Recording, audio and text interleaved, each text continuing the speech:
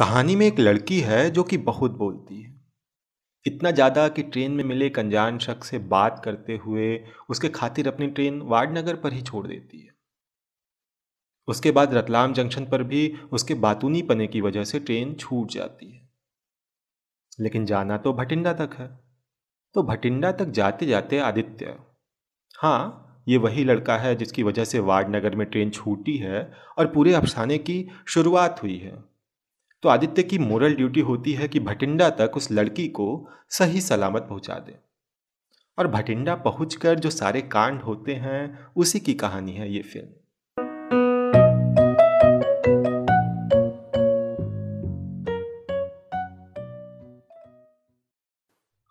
जी हाँ, आज मैं बात कर रहा हूँ फिल्म जब वी मेट के गीत की। वो लड़की जिसको फिल्म में देखकर आप उसे अपना दिल दे बैठेंगे और कोशिश करने लगेंगे कि वो आपको कहीं सामने मिल जाए, ऐसे ही किसी ट्रेन छूट जाने के बाद। लेकिन इस फिल्म में जहाँ पर ट्रेन छूट जाती है वहीं से पूरे फिल्म की ट्रेन का बैकड्रॉप तैयार होता है। हाय हेलो नमस्ते, मेरा नाम है शेखर और आप सुन रहे हैं नॉट अ फिल्म रिव्यू।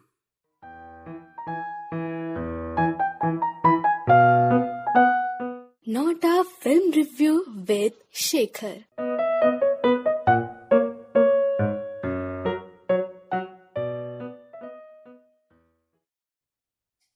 अक्टूबर 2007 में आई इस फिल्म के राइटर डायरेक्टर इम्तियाज अली से ये पूछने पर कि गीत के किरदार का आइडिया उनके दिमाग में आया कैसे, वो ईस्ट दिल्ली यानी जमुना पार का नाम बताते हैं। एक इंटरव्यू में इसी सवाल का जवाब देते हुए इम्तियाज कहते हैं,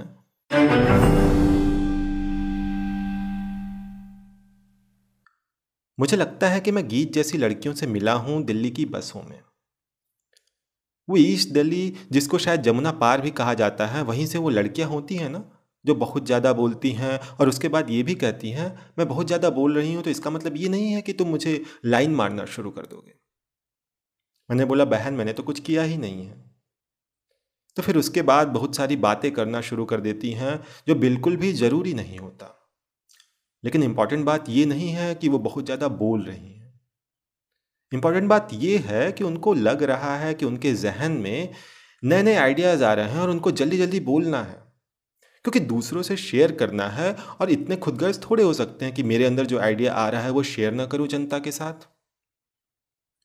वो एक कॉन्फिडेंस होता है जो मुझे लगा कि काश मुझ में होता। तो there are some characters of your film that you like and relate to, and some other characters that you want to be like. तो गीत ढिलन वैसी है जैसा मैं होना चाहता हूँ, और आदित्य वैसा है जैसा मैं हूँ, बोरिंग टाइप।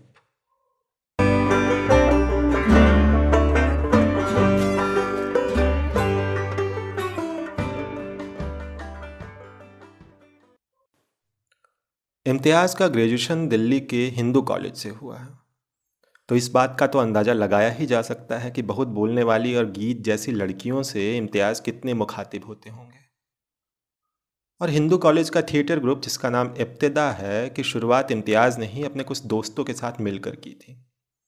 उसके बाद वो मुंबई के जेवियर्स इंस्टीट्यूट ऑफ कम्युनिकेशन से डिप्लोमा की डिग्री लेने चले गए। बाद में उनकी फिल्मों के बारे में तो बताने की ज़रूरत ही नहीं है।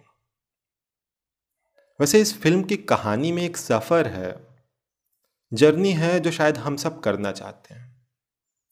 वे टू नथिंग, मतलब कि खुश होने के लिए किया गया काम। गीत की फिलॉसफी कितनी सिंपल सी तो है। अपनी दुनिया है जिसमें वो जीना चाहती है, कुछ लोग हैं जिनकी दुनिया में उसको जगह चाहिए, और उसकी अपनी फंतासी कहानियाँ हैं।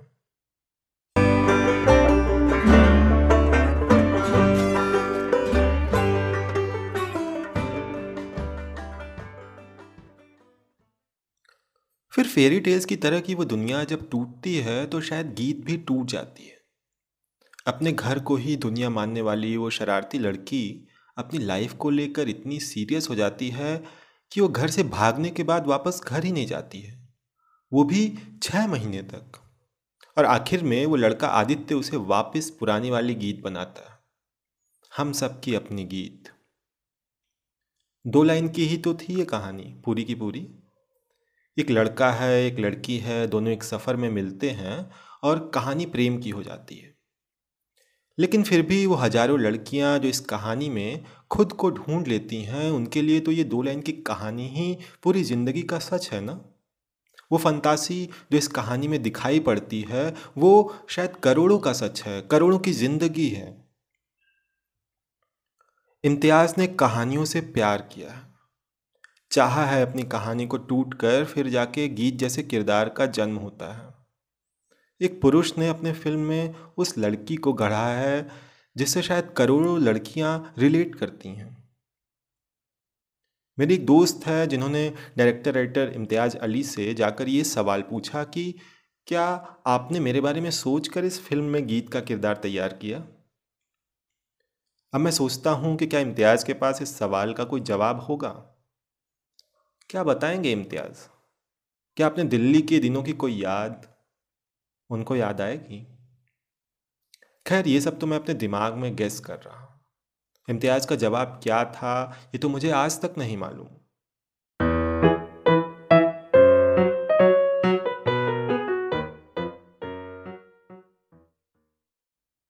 खैर, इम्तियाज़ का जवाब तो मुझे नहीं मालूम है, लेकिन उस लड़की का पता मालूम है जिसने ये सवाल इम्तियाज़ से पूछा। जी हाँ, मैं उस लड़की से आपको पॉडकास्ट के इस सेगमेंट में मिलाऊंगा। उनका नाम शिवांगी है और शिवांगी ने चेन्नई के मद्रास क्रिश्चियन कॉलेज से फ़िलॉसफ़ी में एमफिल किया है। फ़िलहाल लॉकडाउन का दौर है और वो दिल्ली में है। जब मैंने शिवांगी से गीत से उनके रिलेशन के बारे में पूछा और गीत के कैरेक्टर के इनसाइट्स जानने की कोशिश की, तो उनका जवाब आप उनकी जवानी ही सुनिए।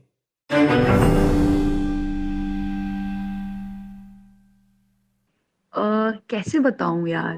गीत और मैं बहुत ज्यादा रिलेट करते हैं। मुझे अभी भी याद है वो पिक्चर जब आई थी, मैं शायद स्कूल में थी, 7th या 8th क्लास के आसपास होंगी मैं। बट जब मैंने वो मूवी देखी थी, the only reaction was like, Imtiaz Ali को कैसे पता कि मेरे जैसे लोग एग्जिस्ट कर रहे हैं। मैंने शायद आज तक इतना अपने आप को किसी से रिलेट नहीं किया है। यहाँ पे मैं थोड़ा सा अपने बारे में भी बताना चाहूंगी। मैं उन लोगों में से हूँ जिन्हें सख्त नफरत है अपने आप को किसी और से कंपेयर करने के लिए। कंपटीशन तो दूर की बात है, मैं बहुत ज़्यादा यूनिक फील करने में बिलीव करती हूँ, और कुछ इसी तरीके का किरदार मैंने गीत में पाया। गीत एक ऐसा कैरेक्टर है जो दिखाता है कि बेसिकली वो बहुत एम्पैथेटिक है नेचर में। उसका जो पहला प्यार था, that whole psychology, one man woman, ये सब दिखाता है कि she believe in a very simple lifestyle. She believe in a lifestyle where वो सपने जो देख रही है वो अपने लिमिट में देख रही है। अपनी लिमिट इन अ सेंस कि जिसमें वो सिर्फ अपने आप को खुश देखती है और उससे ज्यादा वो कुछ चाह नहीं रही है। जब गीत का ये दिखाया इन्होंने कैरेक्टर को, इन्होंने एक चीज बहुत क्लियर दिखाई कि अंशुमन जो था वो वैसा था नहीं जैसा गीत को उससे प्यार हुआ था।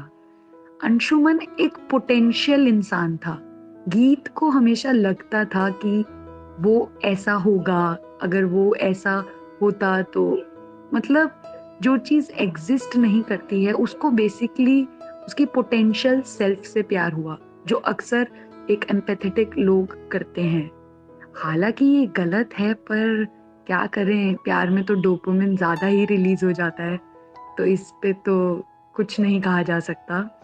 बट ओवरऑल गीत is not only a fun living character but a character with a very dignified wisdom, कि उसे पता था कि वो अपने आसपास की सराउंडिंग्स को खुश रखती थी, अपने पेरेंट्स को लेके कंसर्न थी, अपने फ्रेंड्स को लेके कंसर्न थी, even she just want things to be happy.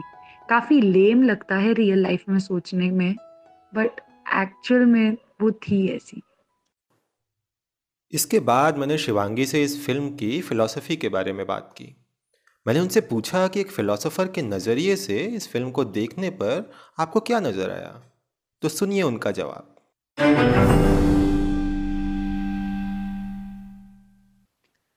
जब भी मैं इसको एक फिलॉसफी वाले नज़रिए से देखती हूँ तो मेरा पर्सपेक्टिव और ज़्यादा चेंज हो जाता है।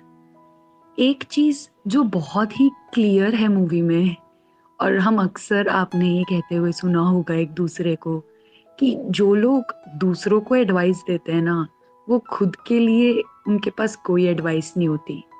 ये बात काफ़ी हद तक इस मूवी में ट्रू है। ये दिखाया गया है, जो गीत कैरेक्टर प्ले किया गया है करीना कपूर से, कि दूसरों को एडवाइस देते वक़्त शी इज़ वेरी फास्ट और स्विफ्टली वो बहुत ही अच्छे एडवाइस देती है, and actually that advice help. But जब उस पे खुद की बारी आती है, उसके पास कोई एडवाइस ही नहीं होती। तो ये कहीं न कहीं चीज़ काफ़ी ट्रू है और रिलेटेबल है हमारी रियल लाइफ में। मतलब हम एवरीडे इस चीज़ को ऑब्ज़र्व कर सकते हैं। आप सभी के पास एक ऐसा दोस्त होगा जो दूसरों को तो बहुत अच्छी सलाह देता है पर खुद के लिए नहीं होती।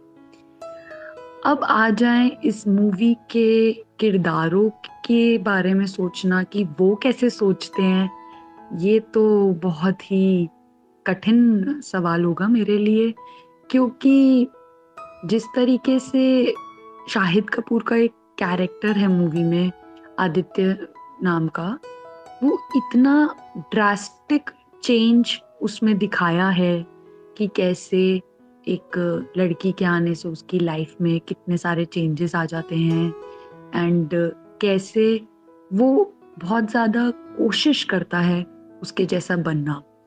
यहाँ पे मेरा दूसरा बहुत ही इम्पोर्टेंट फिलोसफिकल व्यू आ जाता है कि हम लोग, जो चीज़ हम में बहुत मिसिंग होती है ना, या प्रेजेंट नहीं है हमारे पास और दूसरों में होती है और हम हमेशा चाहते हैं कि हमारे पास हो, और हमें जब वो इंसान मिल जाता है ना ज़िंदगी में, भले ही फिर वो ऑपोजिट जेंडर का हो या ना हो, हमें उस इंसान से प्यार हो जाता है, उसकी आदतों से प्यार हो जाता है, उसकी हरकतों से प्यार हो जाता है।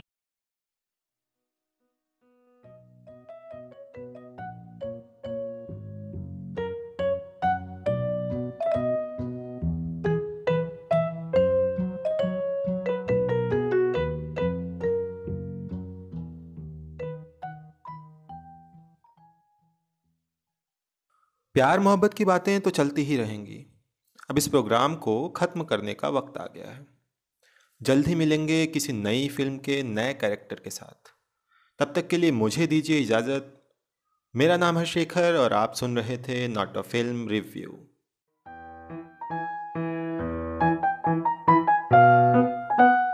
Not a film review with Shekhar.